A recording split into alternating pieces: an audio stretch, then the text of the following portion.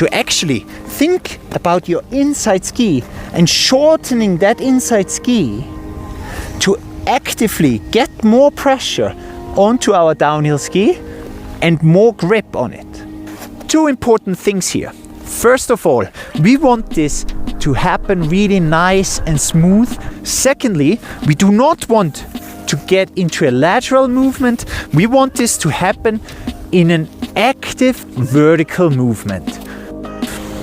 So, tip number 2, as I said, is actively retracting that inside ski. Now we're gonna have a look while skiing it. Bit of body awareness that we're going to develop is flexion of the inside leg vertically, so flexing it up throughout the turn, through that middle part of the turn. Now the reason why we need to do this is because when we're moving inside the turn with our body, we're using inclination to increase edge angle. How we maintain balance on the outside ski is through flexion of the inside leg. To develop this feeling of flexing the inside leg, we're going to use a sit-down hockey stop. So simply put, it's the same as a hockey stop. Steer the skis across the hill to a stop, but at the same time, the difference here is at the same time that you come to a stop, you're sitting yourself down on the snow. Why we're going to do this exercise is because it does help develop the feeling of your inside leg flexing, but at the same time, it starts to develop within you a little bit of sort of confidence to move all the way inside. You start to develop some belief that, you know what, if I go inside, if I sit myself down on the snow, it's okay. Nothing, nothing's going to happen to me. I'm just moving inside. I'm just trying to increase edge angle. So the feeling that we're really trying to search for here is that of your inside leg sort of being drawn, being pulled up your body, up towards your body. So you can feel your inside heel slide up towards your outside knee.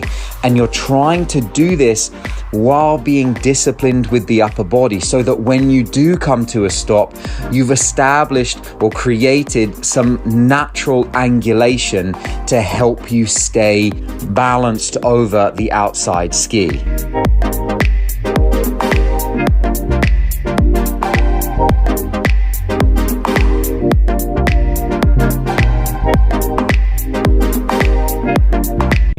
Ha megnézzük a legjobb síelők videóit, arról beszélnek benne, hogy az ívkülsőről az ívkülsőre kell síelni.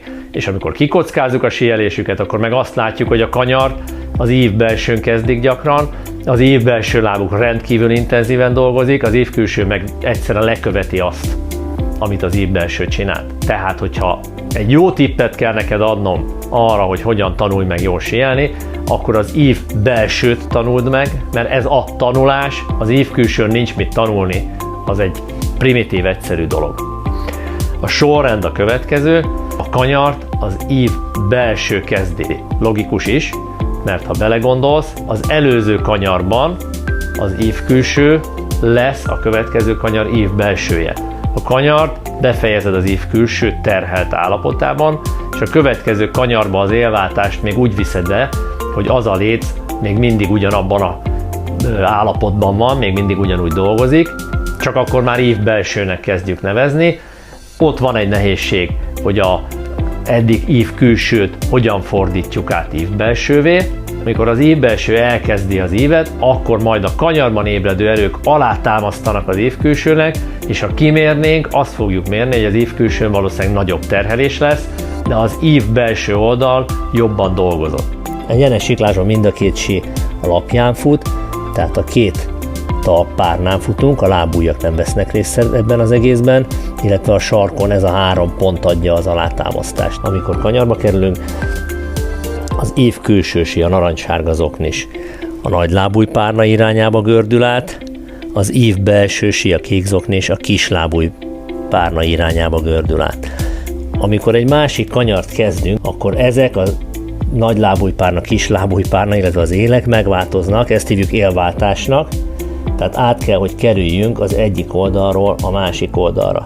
Először az ív belső, a leendő ív belső oldalán fog megtörténni, tehát ez fog átkerülni a kis lábújpárna irányába. Az ív külső lábon támaszkodunk, ennek a nagy lábújpárnáján, és az adja a biztonságot, és azt érezzük kényelmesnek, hogy a leendő ív külső lábbal elkezdjük a kanyart, és lenyomjuk ennek a nagy lábújpárnáját. Emiatt lesz egy olyan szakasz, amikor mind a két nagy lábújpárna nem van a talajon, ez a lábunk balra akar kanyarodni, ez a lábunk jobbra akar kanyarodni, és vitatkoznak. Magyarul a leendő ív belső akadályozza most a kanyart.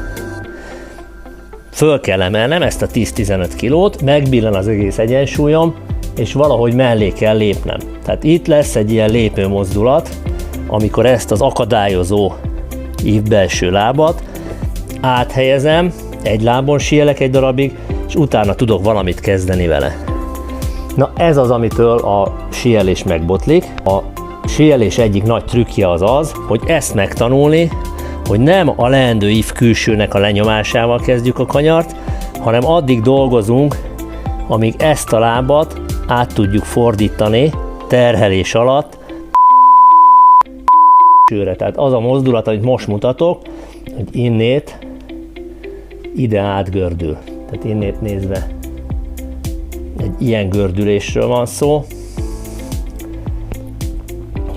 Ezen az oldalon voltam, és ide át kell tudni fordítani a lábat.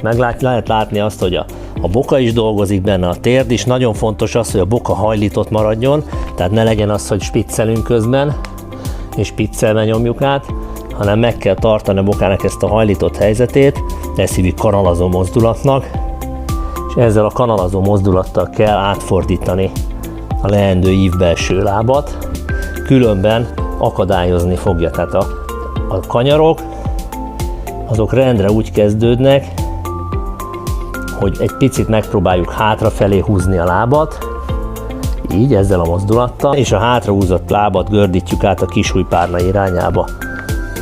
Ez nem egy könnyű mozdulat, viszont ettől borzasztó eredményes lesz a síelés, mert nagyon korán tudjuk elkezdeni, nagyon agresszíven a kanyart, tehát a kulcspontok, az a fenntartott, vagy legalábbis nem lenyomott lábujjak, 3 pontos alátámasztás, pipáló boka, és átgördítés a nagy lábújpárnáról a kis lábújpárnára. Nem kell foglalkozni a leendő ív külsővel, ott egy dolgot kell megoldani, hogy ne távolodjon el, ne tudjon valahová elcsúszni.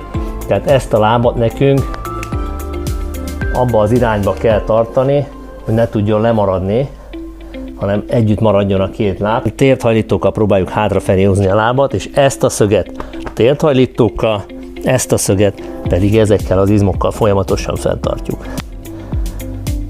Ez az, amit meg tudunk tanulni a szimulátoron, de ezt kell havon is síelni.